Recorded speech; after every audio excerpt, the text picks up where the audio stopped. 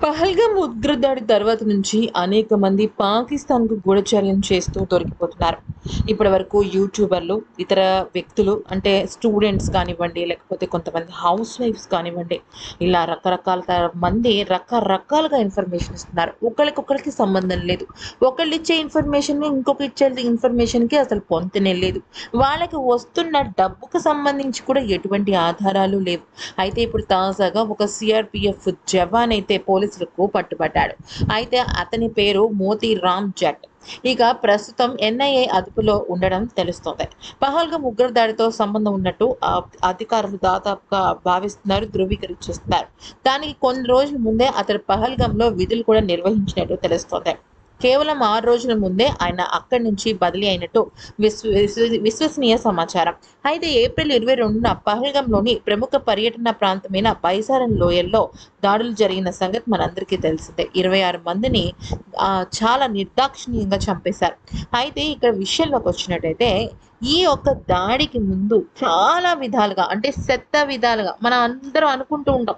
3.5 front అని. అంటే 0.5 అనేది స్లీపర్ సెల్స్ రూపంలో మన భారతదేశంలోనే శత్రువులు మనకే పీక చూపిస్తున్నారు అని చెప్పేసేసి.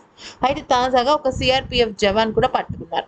సీఆర్‌పీఎఫ్‌లో అసిస్టెంట్ సబ్ ఇన్స్‌పెక్టర్‌గా పనిచేస్తున్న మోతీరామ్ జట్ ఇక గత 3 ఏళ్లుగా పాకిస్తాన్ దేశానికి గూఢచర్యం వహిస్తున్నట్టు గుర్తించారు. 1 కాదు ఫ్రెండ్స్, 2 కాదు, 3 ఏళ్ల నుంచి. సీఆర్‌పీఎఫ్ జవాన్ ఆన్‌లైన్ కదలికలు అనుమానాస్పదంగా ఉండడంతో కొంతకాలంగా అతడి సామాజిక మాధ్యమ ఖాతాలపైన సీఆర్‌పీఎఫ్ నిఘా పెట్టింది. దాంతో అతడు గూఢచర్యానికి పాల్పడుతున్నట్టు విషయం వెలుగులోకి వచ్చింది. మే 21వ తేదీన ఎన్ఐఏకు ఆయన్ను అప్పగించారు. అయితే 2023 నుంచి దేశ భద్రతకు సంబంధించిన కీలకమైన సమాచారాన్ని సోషల్ మీడియా ద్వారా పాకిస్తాన్ హ్యాండ్లర్‌తో మోతీరామ్ సంప్రదింపులు జరుపుతున్నాడు. అంతేకాకుండా లక్షల్లో డబ్బులు తీసుకున్నాడు. అది కూడా తన భార్య బ్యాంక్ ఖాతాకి మార్చుకుని మరీ డబ్బులు గుంజుకుంటున్నాడు. ఇక ఇదే కాకుండా ఇతనికి పహల్గామ్ ఉగ్రదాడితో కూడా సంబంధం ఉంది. ఎందుకంటే భద్రతా మోహరింపులు ఎక్కడ ఉన్నాయి? ఏ రకంగా ఉన్నాయి? అసలు ఇదే కీలకం ఫ్రెండ్స్. ముఖ్యంగా చెప్పాలి అంటే పహల్గామ్‌లో ఎక్కడైతే సెక్యూరిటీ లేదో అక్కడే జనాలున్న చోటే ఆ దాడులు జరిగాయి. అయితే కొన్ని రోజుల క్రితం వరకు అక్కడే ఉన్న వ్యక్తి 6 రోజుల ముందే బదిలీ అవ్వటము.